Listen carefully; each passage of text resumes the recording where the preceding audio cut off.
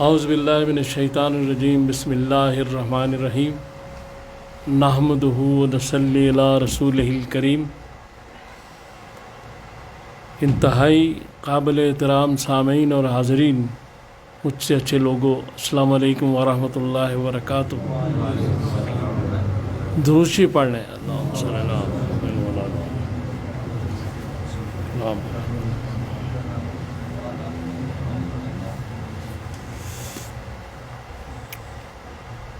قرآن پاک ایک ایسی کتاب ہے کہ جس میں سب کچھ موجود ہے، اور یہ ہم مسلمانوں کا ایمان ہے، لیکن اس کے باوجود ہماری توجہ جتنی کم اس کتاب کی طرف ہے وہ بڑی قابل افسوس ہے کہ یہ وہ کتاب ہے کہ جو ہر وقت ہمارے ساتھ ہونی چاہیے، لیکن ہم 24 گھنٹے میں ایک دفعہ بھی اس پر نظر مارنا گوارا نہیں کرتے۔ اکثریت کی بات کر رہا ہوں، اکثریت کی۔ اچھے لوگ ہیں، راتوں کو اٹھ کے قرآن بھی پڑھتے ہیں سب۔ تو اصل میں ہماری جتنی بھی روحانی اور جسمانی بیماریوں کا علاج ہے وہ اس کتاب کے اندر موجود ہے۔ ہمارا سارا جو نظام فطرت ہے، جو ہمارا ایک معاشرت اور سارا جو نظام ہے، ہر چیز اس میں بیان کی گئی۔ تو قرآن پاک جو ہے وہ علامہ اقبال کا ایک شعر ہے فارسی کا، اس کا ترجمہ یہ کہتے ہیں کہ مخاطب کر کے کہ آپ لوگ قوالی پر تو بڑے وجد میں آ جاتے ہیں، حال پڑ جاتے ہیں، لیکن قرآن کی آیت پہ وجد کیوں نہیں آتا؟ تو یہ ایک ایسی کتاب ہے کہ جس کے بارے میں جب یہ نازل ہوئی تو عرب کا ایام جاہلیت کا ایک بہت بڑا شاعر تھا، اس نے شعر کہنا ہی چھوڑ دیے، اور وہ ایسا شاعر تھا کہ جب وہ شعر کہتا تھا تو لوگ سجدے میں پڑ جاتے تھے، لیکن اس نے شعر ہی کہنا چھوڑ دیے۔ تو لوگوں نے کہا کہ کیا بات ہے، تم اب شعر وغیرہ نہیں کہتے؟ اس نے کہا قرآن کے بعد کسی کلام کی ضرورت نہیں۔ یہ ایک کافر کا ایٹیچیوڈ ہے، ایک کافر کا رویہ ہے۔ اب قرآن میں یہ کہا گیا سورہ یونس کی آیت نمبر 57 میں کہ یہ دلوں کے لیے شفا ہے۔ دل جو ہے وہ روح یا دل، یہ بیمار ہوتا ہے۔ تو بیمار کیوں ہوتا ہے؟ گناہوں کی وجہ سے، اللہ تعالیٰ کی نافرمانیوں کی وجہ سے روحانی جو زندگی ہے خراب ہو جاتی ہے۔ تو اس میں دلوں کے لیے شفا ہے۔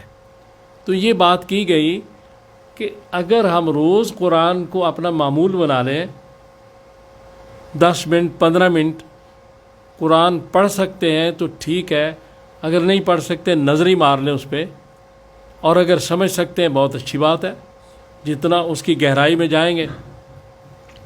لیکن اس کو جب معمول بنا لیں گے تو پھر دلوں کے روگ ختم ہو جائیں گے۔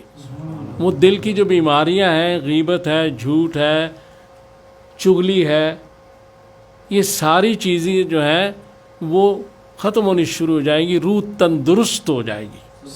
اور تندرستی بڑی زبردست بات ہوتی ہے، جسم کی ہو تو وہ بھی کمال ہے، اور روح کی تو اس سے بھی کمال ہے۔ تو قرآن پڑھتے رہنا باقاعدگی کے ساتھ، اس کی تلاوت جو ہے، اس کا بہت بڑا اجر ہے۔ ہمیں اس طرف توجہ دینی چاہیے۔ دیکھیں، میرا یہ تجربہ ہے کہ میں نے تلاوت قرآن سے بہت کچھ حاصل کیا، اور کبھی کبھی مجھ میں ایک یہ کمی تھی کہ میں غیبت سن لیتا تھا، کرتا تو نہیں تھا، لیکن کہیں بیٹھے بیٹھے ہوگی تو میں خاموشی سنتا تھا۔ لیکن جو میں قرآن کی تلاوت میں آگے چلا گیا وہ بات بھی ختم ہو گئی اور وہ بھی چھوٹ گئی. یعنی گناہ جو ہے ہم چھوڑنا نہ بھی چاہیں تو تلاوت قرآن کو مستقل کرنے سے گناہ چھڑوا دیے جاتے ہیں.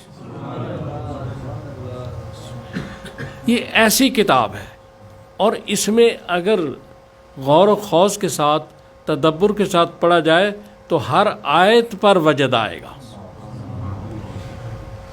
دیکھیں یہ سورہ حشر کی آخری آیات میں فرمایا گیا کہ اس کو اگر پہاڑ پر نازل کیا جاتا تو ریزہ ریزہ ہو جاتا. لیکن سورہ بقرہ میں ایک ارشاد ہے کسی جگہ آیت میں، نمبر نہیں میرے سامنے، کہ لوگوں کے دل اتنے سخت ہو گئے پتھر کی طرح کہ پتھر سے تو پھر بھی کوئی پانی کا چشمہ نکل آتا ہے، کہ اتنے سخت ہو گئے ہیں کہ ان کو اس قرآن کا کوئی اثر نہیں ہوتا ان دلوں پہ. تو وہ ایک علیحدہ بات ہے، جو دل سخت ہو جاتے ہیں ان پہ اثر نہیں، جو اخلاص کے ساتھ پڑھیں گے اثر ہوگا، لازمی ہوگا، اور یہ شفا ہے. اور پھر سورہ جمعہ کی آیت نمبر 2 میں یہ جو ارشاد ہوا، رسول اللہ صلی اللہ علیہ وسلم کو 4 باتیں جو کہی گئیں اور جو 4 دفعہ قرآن میں یہ ذکر بھی ہے مختلف جگہ پہ، کہ یہ آپ ان کو قرآن کی آیتیں پڑھ کر سنائیں اور پھر ان کا تزکیہ نفس کریں اور پھر اس پہ جو حکمت کی چھپی باتیں وہ انہیں پہنچائیں. اور ایک چوتھی بات جو اس آیت میں کی گئی، جو اس آیت سے نظر آ رہی ہے، وہ یہ ہے کہ آپ اپنی زندگی کو ان کے لیے نمونہ بنائیں. نہیں، سب سے بہترین نمونہ جو ہے قرآن نے کہا حضور آپ کے لیے، تاکہ یہ اتباع کر سکیں، تلاوت قرآن بھی کریں، ان کی تربیت بھی کریں، تزکیہ نفس بھی کریں، ان کے نفوس کو پاک کریں. تو نفوس پاک ہوتے ہیں گناہوں کے چھوڑنے سے. تلاوت قرآن سے گناہ چھوٹ جاتے ہیں اخلاص کے ساتھ اگر کی جائے. اور پھر اس کے بعد یہ کہا گیا کہ ان کو اس میں جو چھپی باتیں وہ اپنے گفتگو سے ان کو بتائیں. اور اس کے بعد ایک جو زبردست بات کہ ان کو نمونہ بن کے بھی دکھائیں تاکہ آپ کی اتباع کر سکیں. اس لیے اسی جو سورہ جمعہ کی آیت نمبر 2 میں پہلے یہ ذکر کیا گیا کہ تم ہی میں سے ایک شخص کو ہم نے اس کام کے لیے چنا، تم ہی میں سے، تاکہ اس لیے کہ لوگ یہ نہ سمجھیں کہ اگر کوئی فرشتہ یا اگر ما فوق الفطرت کوئی ہستی ہے تو ہم تو اس کی اتباع کر نہیں سکتے. اس لیے بتایا گیا کہ تم ہی سے چنا گیا ہے، لہذا اس کی اتباع بھی کرو.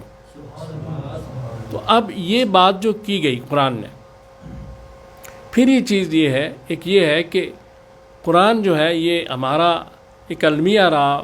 پاکستان بننے کے بعد ہم سنتے تھے اور کہتے تھے کہ پاکستان کا مطلب کیا؟ لا الہ الا اللہ.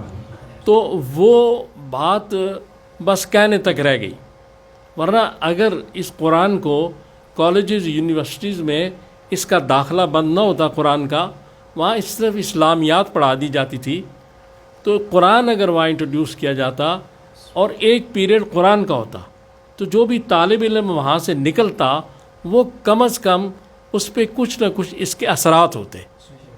اسی طرح مدرسوں میں ہم نے وہ جو سائنس اور نئی ایک جدید تعلیم تھی اس کو انٹروڈیوس نہیں کیا، اس کو متعارف نہیں کرایا.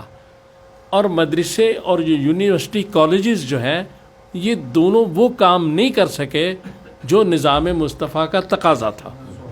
اگر ان دونوں کو اکٹھا کیا جاتا، وہاں سائنس کی تعلیم دی جاتی، یہاں قرآن کا داخلہ بند نہ کیا جاتا یونیورسٹیز کالجز میں، تو آج ایک اور ماحول ہوتا. اور قرآن ایک ایسی چیز ہے کہ اس کو آپ اگر اخلاص، محبت، پیار سے پڑھیں تو اتنا سرور آئے گا، اتنا وجد آئے گا، اتنی تسکین ہوگی کہ سوچ نہیں سکتے آپ. اس لیے کہ مالک کائنات کی گفتگو ہے. اور دوسری بات جس قلب اطہر پہ نازل ہوئی ہے وہ امام الانبیاء ہے. اور جب کلام اللہ کا ہو اور زبان مصطفیٰ کی ہو اور تلاوت حضور فرما رہے ہوں